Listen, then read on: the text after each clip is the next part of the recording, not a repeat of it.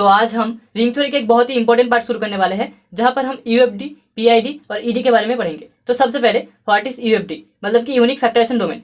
The definition is let D be an integral domain. हमारे पास D एक integral domain है, तो उसके बाद हम डी को एक यूनिक फैक्टराइजेशन डोमेन बोलेंगे अगर वो ये दो प्रॉपर्टी सेटिस्फाई करे। The first one is every non zero non unit element in D can be express as product of finite number of irreducible elements. मतलब कि डी के किसी भी non zero non unit element को हम express कर सकते हैं product of finite number of irreducible elements.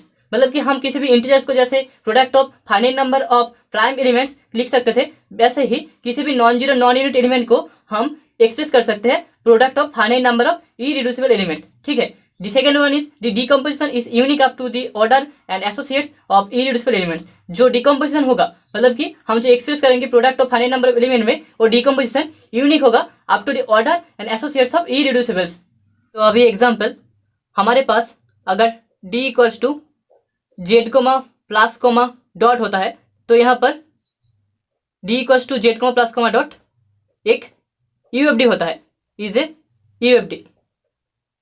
यहाँ पर मान लीजिए हमारे पास 12 पे एक एलिमेंट है, उसे हम 2 इंटू 2 इंटू 3 लिख सकते हैं, या फिर -2 इंटू -2 इंटू 3 लिख सकते हैं, या फिर हम उसे लिख सकते हैं 2 इंटू -2 इंटू -3। तो यहाँ पर Z comma plus comma dot integral domain में हम सारे के सारे एलिमेंट्स को ही 12 की तरह ही ऐसे अलग अलग एसोसिएट्स के डिकम्पोजिशन के रूप में लिख सकते हैं, इसलिए ये Z comma plus comma dot एक यूएफडी होगा। अभी दूसरे एग्जाम्पल में हमारे पास d equals to Z of √5 comma plus comma dot है, तो यहाँ पर एक एलिमेंट है, मान लेते हैं 21, तो उसे हम 3 इंटू 7 लिख सकते हैं।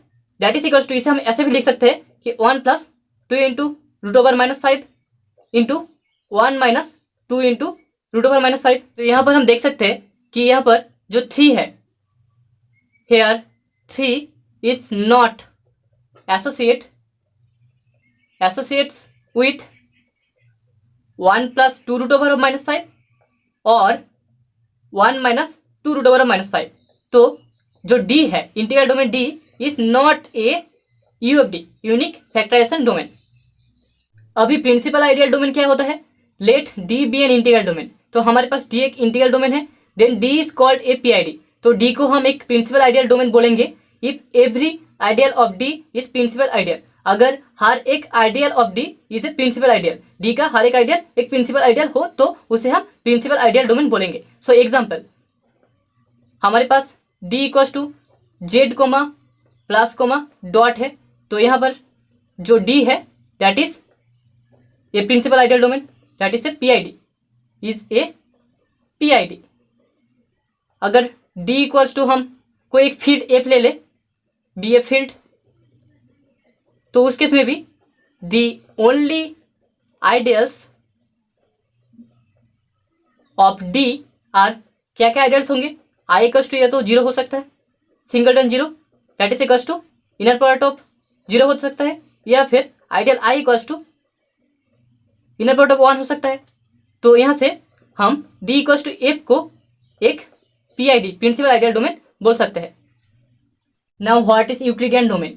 तो अभी हमारे पास D एक इंटीग्रल डोमेन है, और इस D के लिए एक फंक्शन एग्जिस्ट करता है V such that D minus 0 to natural number union 0। मतलब कि 0 को छोड़ के बाकी सारे D के मेंबर्स जो है वो नेचुरल नंबर यूनियन 0, मतलब कि होल नंबर पे मैपिंग है। ठीक है। तो यहाँ पर V of A B greater than equals to V of A होना चाहिए, जहाँ पर a comma B belongs in D, और दूसरा है a comma B belongs in D and b not equals to 0 के लिए a equals to B Q plus R होना चाहिए। मतलब कि डिवीजन एल्गोरिथम सेटिस्फाई होना चाहिए with q comma r belongs in D, then either r equals to 0 और v of r less than v of b।